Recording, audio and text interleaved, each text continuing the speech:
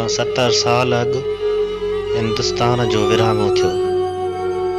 दुनिया जे ॻोल्हे ते ॿ मुल्क हिंदुस्तान ऐं पाकिस्तान वजूद में आया।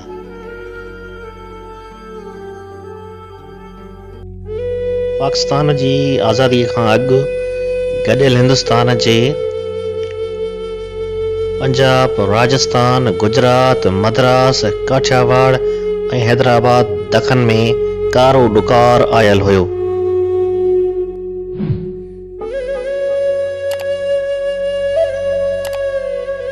उन वक़्तु सिंध उन्हनि इलाइक़नि में मुतासिर लखे माण्हुनि ऐं जानवरनि लाइ कणिक, चांवर ऐं ॿियो इमदाद तौरु रवानो कयो।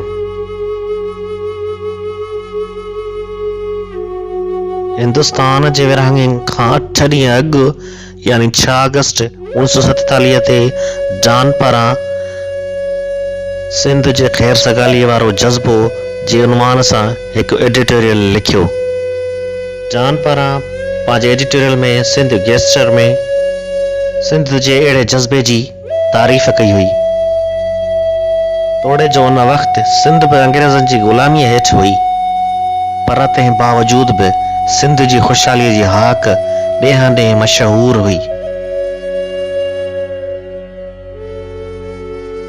ॿिया सूबा सिंध जे इमदाद ते पलजंदा हुआ।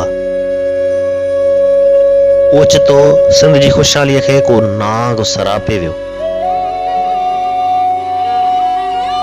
जेका सिंध पाकिस्तान जी आज़ादीअ खां 8 ॾींहं अॻु ॿियनि सूबनि खे इमदाद फराहम करे रही हुई, अॼु उहा सिंध ख़ुदि वफ़ाक़ जे इमदाद जी मुंतज़िर आहे।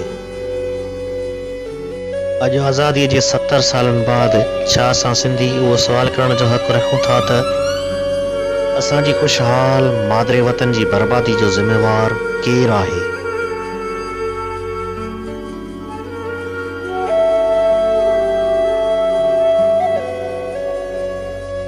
छा असां सिंधी पाकिस्तान में इन लाइ शामिल थिया हुआसीं जो असांजी ख़ुशहाली ऐं वसीलनि सां मालामाल धरतीअ जो इस्तेहसाल कयो वञे?